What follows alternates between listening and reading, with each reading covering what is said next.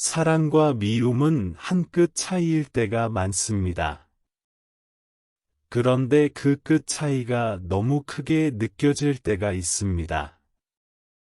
사랑했지만 어느 순간부터는 미움으로 변한 감정.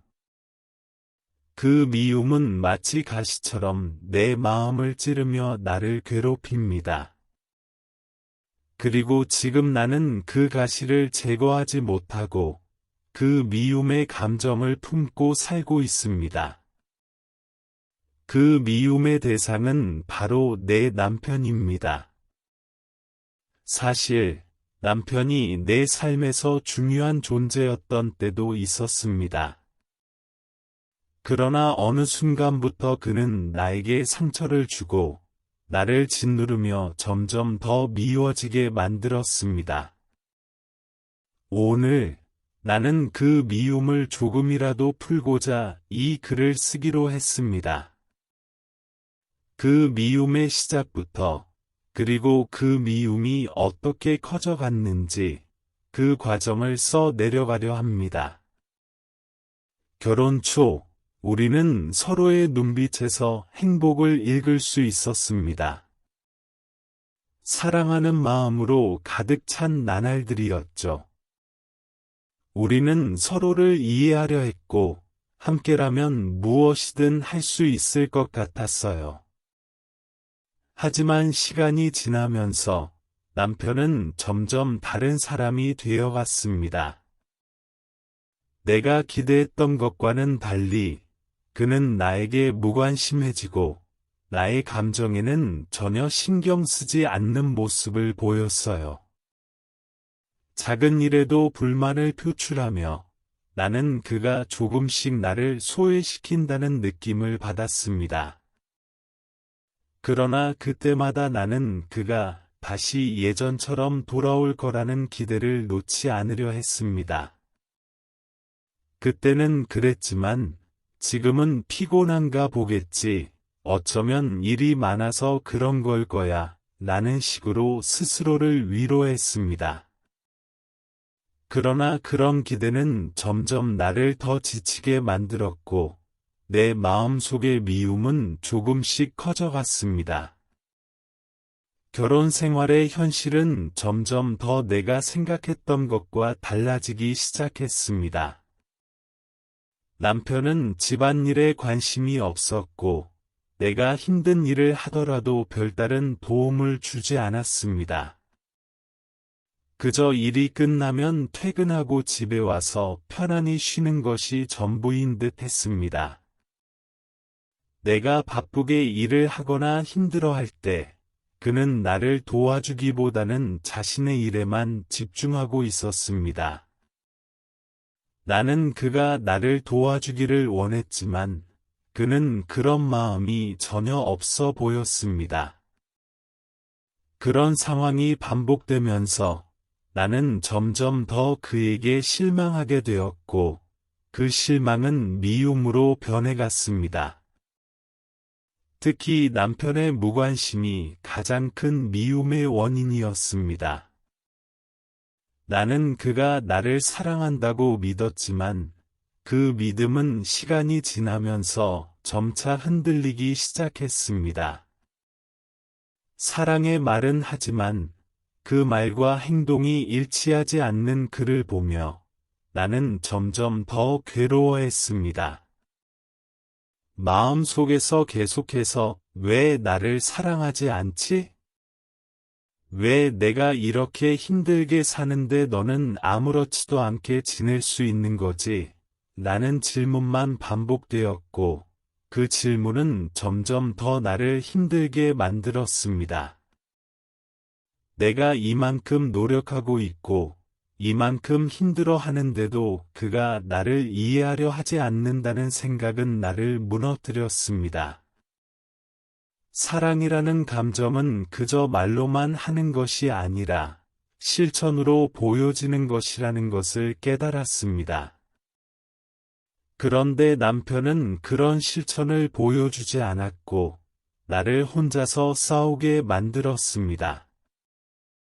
미움은 점점 더 커져만 갔습니다.